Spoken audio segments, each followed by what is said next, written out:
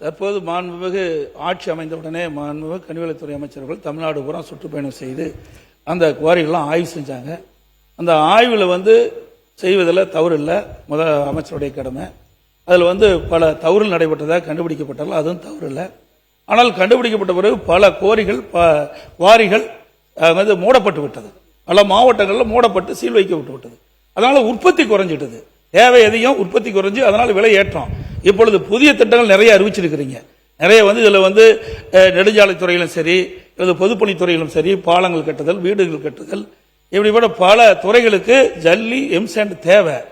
ஆகவே இந்த அரசு இந்த உற்பத்தியை, ஜல்லி எம்சாண்ட் உற்பத்தியை அதிகரித்து விலையை குறைப்பதற்கு ஏதாவது திட்டங்கள் வைத்திருக்காங்க என்று தங்கள் வாயிலாக அறிய விரும்புகிறேன். பேரவைத் தலைவர், ஒரே பேரவைத் தலைவர்களே,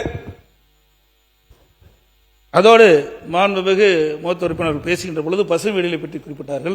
2019 இறுதியில் 2020 வரை ஊரடங்கு நிலை இருந்தது, கொரோனா காலமாக இருந்தது. அப்பொழுது அந்த திட்டம் முழுமையாக நிறைவேற்றப்படவில்லை, அதனால தடைபட்டது என்பதையும் தங்களுடைய கவனத்துக்கு கொண்டு.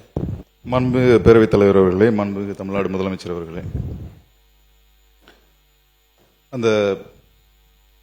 அதாவது பெருமளவு கனிம வளம் பக்கத்து ஸ்டேட்ஸுக்கு போய்கிட்டு இருந்த ஒரு தகவல் கிடைச்சிச்சு. இதுவரைக்கும் தமிழக வரலாற்றிலேயே நம்ம மக்களுக்கான தேவையை பூர்த்தி செய்யறதுக்கு இங்கே உள்ள கனிம வளங்களை நம்ம மக்களுக்கு கொடுக்கணும் அப்படிங்கிற ஒரு நோக்கத்தோட அண்டை மாநிலத்துக்கு செல்லும் கனிம வளத்துக்கு தடை போட்ட ஒரே முதலமைச்சர் நம்ம தமிழக முதலமைச்சர்.